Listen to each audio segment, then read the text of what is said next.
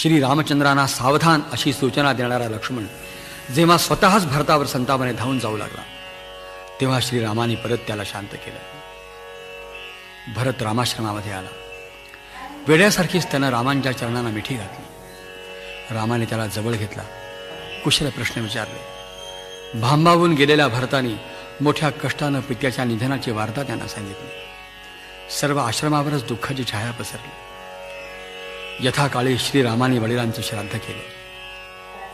आणि आता भरत पुन्हा पुन्हा म्हणू लागला, रामा, माझ्या आईच्या मूढपणामुळं आणि वडिलांच्या पत्नी प्रेमामुळं तुम्हाला वनवासी व्हावं लागलं. राज्य तुमचं आहे, सिंहासन तुमचं आहे.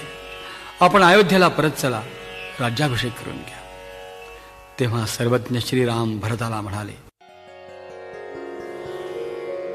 दैव जात दुःखे भरता, दोष ना कुणाचा.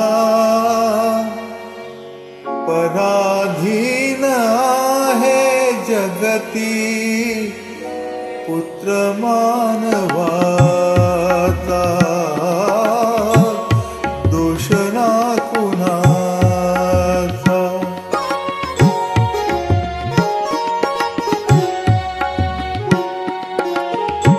तात स्वर्गवासी झाले बंधू ये बनात.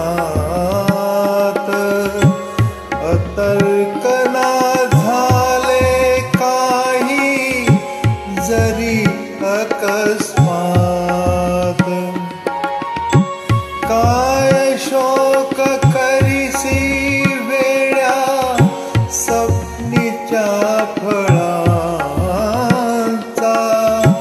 पराधीन आहे जगती पुत्र मानवाचा. दोष ना कुणाचा.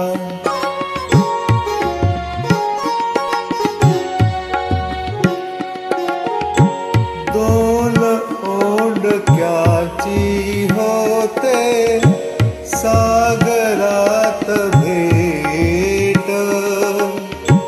एक लाट तोडी दोघा पुन्हा नाही गाठ.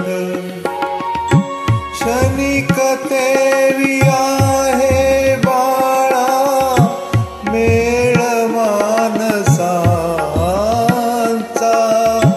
पराधीन आहे जगती पुत्र मानवाचा. दोष ना कुणाचा.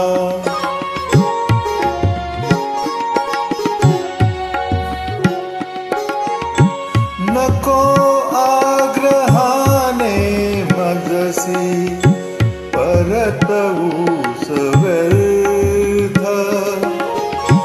नको आग्रहाने मजसी परतवूस व्यर्थ.